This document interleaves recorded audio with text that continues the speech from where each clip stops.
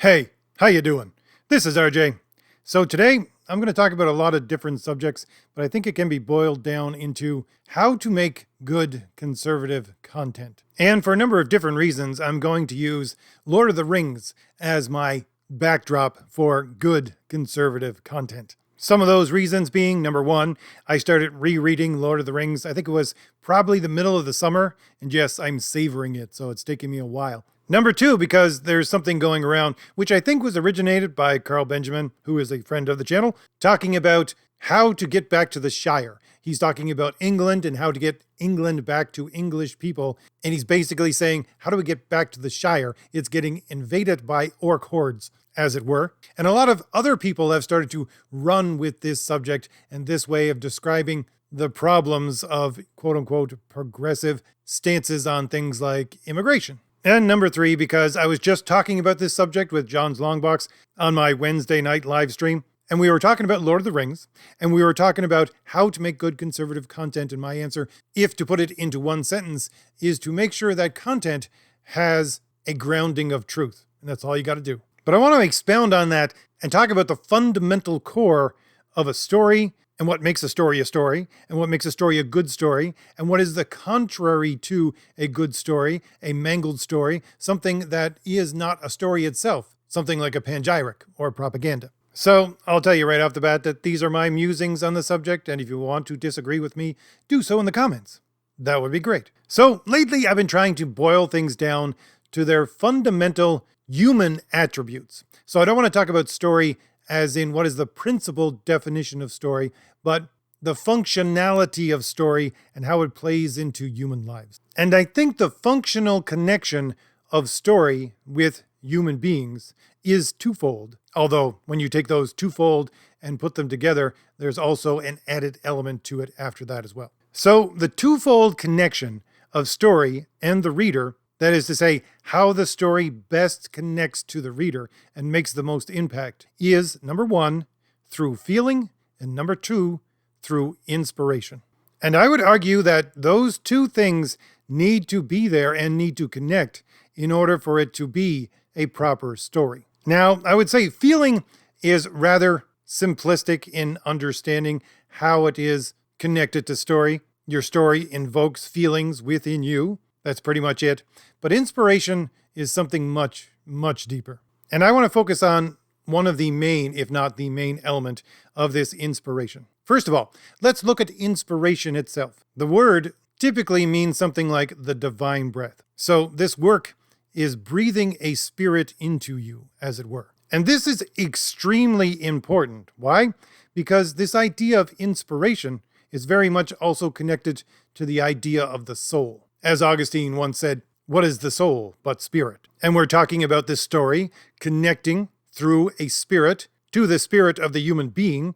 Well, that spirit of the human being is the soul. And if we go back to the older language use of what a soul is, we go back to words like anima or anime, which, yes, that's an ancient word, but it's the core word of things like animation or being animated. You have a soul because you are able to move. That's the basic definition of things with a soul. Can it move?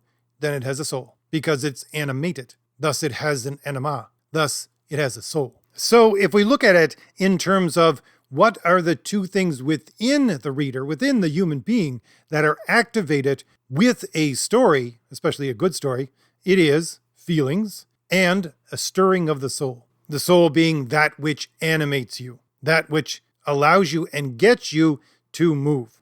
And this is extremely important because the connection of those things, feeling and movement, is the basic definition that Augustine of Hippo gave for how the will actually works. And that, by the way, is the same definition of will that we use today. And as I have discussed many times on my channel, the redefinition of what the will was in the 4th century AD by Augustine of Hippo was a culmination of the percolation of these ideas going through culture for hundreds of years before him, and it was contrary to the way that the ancients, the Romans and the Greeks, typically saw how the will worked, because they believed there were these larger controlling forces out there in the universe that made sure that your will didn't really actually matter. Controlling concepts like Moira and fate and doom, destiny, ate, a whole bunch of different godlike entities that controlled what you actually chose. But then Augustine comes along and says, no. Your choices are yours, and thus you are responsible for all of your own choices. But then he goes on, of course, to talk about how choosing is done. It is the act of the will. And what is the will itself? Will is you feeling something, and then from that feeling, you're either attracted or repelled by the things that invoked that feeling within you. And so that feeling, combined with the movement of moving towards or away from the thing, is the act of the will. So that's basically the two things that I talked about. What is the third thing that connects those together? Well, the third thing that connects those two things together is unique to human beings. It is the fact that we can use our rational mind to interpret those feelings and thus make a conscious, determinate decision on whether or not we will move forward or we will move backwards. Animals don't have that capacity. Animals have an anime. They are able to move, but they experience a feeling, and that feeling then triggers an instinct for them to move forward or backward, away from or towards the thing that is invoking that feeling. There is no rational interpretation connection between the two. But for human beings, we have that rational connection. Small and twisted though it may be in some people. So let me take that and apply it to my reading now of Lord of the Rings. Why am I savoring this read-through of Lord of the Rings? Why? Because I love actually reading this book. Spending time with these characters invokes a really good feeling within me. That's number one. But also, this timeless story of honor and sacrifice inspires me to be a better person, and I want to access that as much as possible. So I try to go slow, not too slow, because reason itself, which is the interpreter and the connection between that feeling and that inspiration, is a step-by-step process whereby, this is the definition of reason, by the way, a step-by-step process whereby we take things that we know, combine them together, and then come up with a separate truth that we did not previously know. And I am definitely a slow, plodding thinker. And to think about this more in scientific terms, which I'm going to connect to the later part of this video, it's not just I read the book and there's a hit of dopamine. There's an actual connection or feeling of connection with the characters themselves, which is, if you want to talk about brain chemistry, is more a hit of tryptophan, which is one of the chemicals released in your brain. If dopamine is motivation times one, motivation being, again, the prompting to move, tryptophan, which is usually engaged by solving problems with other people, is dopamine times 10. And even being an outside observer to these people who, after, again, spending so much time with them, feel like your friends, and watching them solve problems gives you a hit of tryptophan, gives you that surge of motivation, which is connected to the inspiration, which is also connected to motivation and the act of the will. And these all take place within the rational mind to say, okay, I want to be a better person. How do I do that? How do I become more like Aragorn or Faramir or Frodo? How do I make the world around me, which is kind of the question that Carl's been asking himself, how do I make the world around me into the Shire or back into the Shire? And what more? This is not just a story, because what I've been discussing up until now is what I see as the fundamentals of story, but this is a good story. And I would say that is objectively observable because a good story turns out to be a timeless story, and Lord of the Rings is a timeless story. How can we tell if it becomes a timeless story? Or I should say, what is the key aspect of a timeless story? Well, the key aspect of it is that it connects to the human beings throughout time, no matter where they are, no matter when they are, through fundamental principles of truth that exist separate from time and place. And that's what Tolkien does with his writing. There is a bedrock of truth that can connect to anyone. Now, I loathe to get into this second section, especially because I'm placing it right next to a description of the beauty of Tolkien's work. But we're going to have to move on and talk about a version of a story that fundamentally breaks this dynamic that I've just talked about. And this dynamic of a story is something I've actually been referencing for years on my channel, but is starting to gain traction with other people. Most notably, I saw a video by Shoe on Head about Are Women Okay? Which I honestly didn't watch the entire thing. I just watched Asmongold's coverage of it. But the point was, you have these books that women are reading now, and they are basically very heavy and very disturbing pornography. And I would most definitely list them as that. The definition of the word is a graphic presentation, very specifically, of a subject matter having to do with sex. And I would say it's not very far off from actual pornography that guys look at either. Because if there's not a story involved, and I'll put that in quotation marks, I would say that guys use their version of it, which is more visual rather than auditory or mental, which it is for women, but is more visual, and then they connect it to a story in their head. And as I've gone over many a times on my channel, the reason why there's two different points of access, one being visual, the other being words on a page, it's because of the physical structure, both of the eye and, quite honestly, the brain structure of men versus women.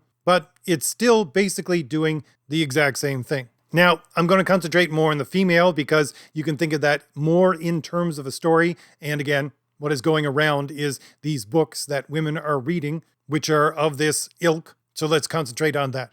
What makes these things extremely broken stories? Well, it's the fact that it does invoke feeling. It massively invokes feeling. It actually tries to invoke by mental and physiological connection in the brain of dopamine with another brain chemical, which typically would be oxytocin. So if dopamine is motivation times 1, and tryptophan is dopamine times 10, oxytocin is dopamine times 100. And it is usually connected to the sexual act. Not entirely. It's more connected to the expression of love. I would say love between a man and a woman in a stable and unbreakable bond like marriage, because it involves a lot of trust, a lot of vulnerability, which needs to be extended into the future. But the point is that it connects this massive dopamine hit trying to mimic something like oxytocin, which is connected to sexual intercourse, which is the feeling, the massive amount of feeling that is stirred up, not just within the person, but also physiologically within the brain chemistry. But at the same time, that inspiration is completely obliterated. Why? Because, as I said, inspiration is connected to the motivation to act. And the whole point of stirring up these kinds of feelings within a person who is separate and alone, they cannot act in this way. Because the connection of action, which the brain chemistry is setting up for in this kind of thinking, is one which involves specifically another person. And this, I would say, is the reason why pornography acts upon the brain like a narcotic, where people who are addicted to it have an addiction that is equatable with a heroin addiction, which is what scientific studies have shown. Because you're looking at an actual chemical in the brain being released, which is dopamine, trying to reach to the levels of oxytocin, but is being stymied in any kind of action because there's no real connection of that individual with someone else. And so the person then looks for greater and greater hits of dopamine, and that is the addiction process that is going on. It is because of the stifling of any kind of movement, and that is deliberately there within those kinds of stories because inspiration is completely cut off. Now, I want to go on a sidetrack here, which I think is completely relevant to the topic, and that is a lot of people come into my comments and think that I'm very much a Nietzschean kind of thinker. I would say, no, do not make that mistake. I am not. I am, in an attempt anyway, to be a scholastic kind of thinker, very much influenced by Augustinian ideas. And the whole point of Nietzsche is that if you know both Augustine's redefinition of the will and you look at Nietzsche's works in its totality and in depth, you'll see that all he's doing is restating what Augustine had stated more than a millennia before him. He's simply changing one key aspect. And that key aspect is the fact that for Augustine, the motivation of the will actually has reason and purpose when that movement is towards the good. But for Nietzsche, he says, no, there is no such thing as the good. There is no truth. Therefore, yes, we must move, but we must move wherein the will acts simply for willing itself. So, both of these thinkers describe a movement of the will, but that movement is vastly different. The Augustinian, let's say person one, moves from point A to point B by willing himself to do so. And that is the movement. And the movement is generative and helpful if that movement from A to B is towards the truth. But for a Nietzschean perspective, there is movement. But that movement, since there is no idea of truth, no idea of the good, that movement is described as a vortex, a dynamic whirlwind, like a tornado. It just moves around and around and around and around. So the Nietzschean mover, person two, yeah, he does move, but he stays at spot A and just twirls around. So whereas person number one, the Augustine, would actually take steps from A to B, person two, the Nietzschean, would just stand at point A and twirl himself around. Now, why am I saying all this? Because that is the description, the Nietzschean twirling around in one spot, that is the description of a story that provokes feelings, especially massive feelings, something like pornography, but gives you no place to go. That is to say, gives you no inspiration, gives you no connection for the will to actually express those feelings in a way that is going to have some production. And thus, again, I would say, is another aspect of the stifling addiction that something like pornography creates. Sure, there's movement, but you're just spinning around like a top in the one place. You're not doing anything. You're not creating anything. You're not generating anything. And it becomes immensely frustrating. Now, Nietzsche would say, well, you have to live with that frustration, blah, blah, blah, whatever. I'm not going into that today. I think that's a load of horse dung. But again, not going into that. Let's move on to the third stage I want to talk about. I want to move on from this broken form of storytelling into the forms of storytelling that we have around us today that aren't actually stories, that break storytelling so much that they should not be considered stories. These are your quote-unquote progressive stories that you see around you. And I'm going to lay it out flat. I don't care if you click out the video when I say this or not, but these quote-unquote progressive stories are the promotion of a socialist and communist mindset. And this is not done at random. This is a product of postmodernism and critical theory. Postmodernism just being a French version of critical theory. Critical theory was a bunch of Germans, well, not just Germans, but mainly Germans, getting together, German Marxist, avowed Marxist and communist, getting together, primarily in the 60s, but there was a lot of movement before that as well, but getting together because they were saying to themselves, okay, we all believe Marx to be true, but he made a mistake. His mistake was he thought this grand communist revolution would take place being prompted by the worker. But after so many years of trying to do that, we see that that's not actually going to happen. So we need to find a new way to ignite and create the grand communist world revolution. And they did so by coming up with the way of attacking everything else, which is critical theory. Now, the point is that one of the fundamental works of critical theory is a book called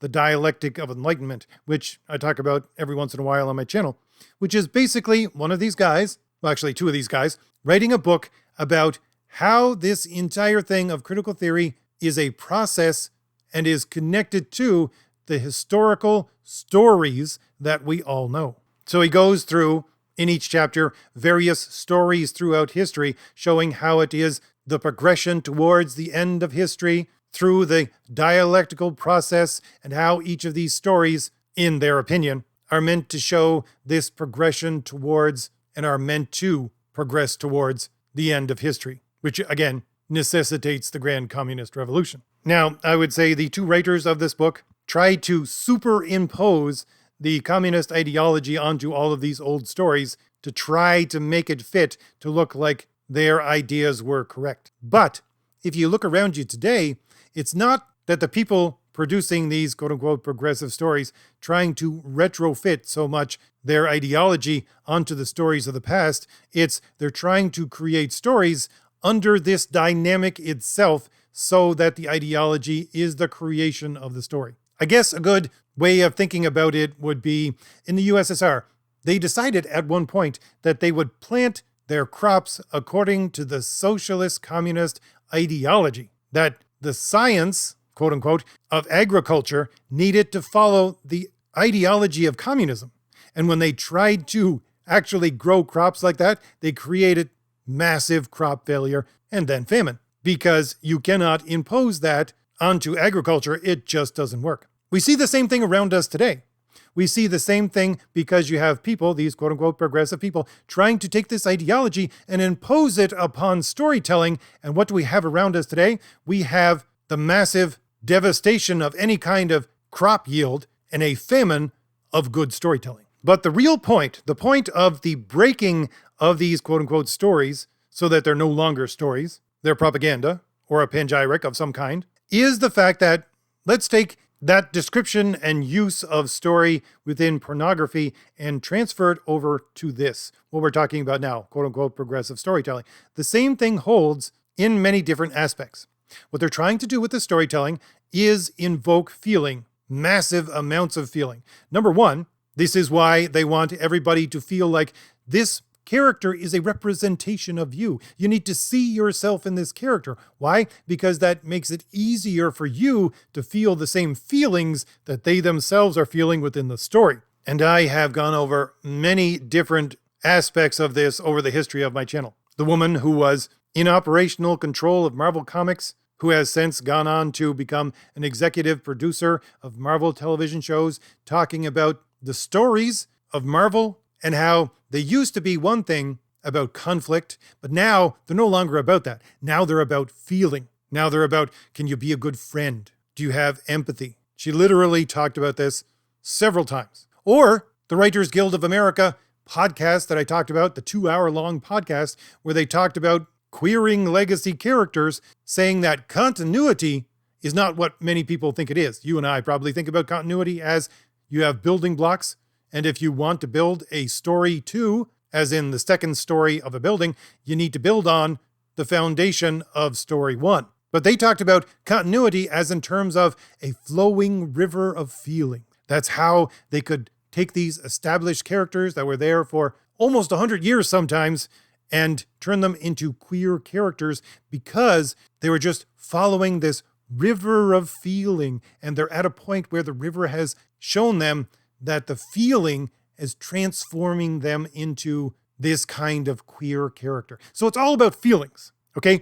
The quote-unquote progressive storytelling is a massive invocation of feelings. So that's there. But just like pornography, just like that Nietzschean dynamic where movement has no place to go, inspiration is not there. It takes this person and twirls them around like a top so that they get intentionally frustrated with the fact that they can't move. I say intentionally because part of that invocation of feeling is also a feeling of anger and disgust about the fact that they can't move, except by twisting themselves around in this cyclone of stationary movement.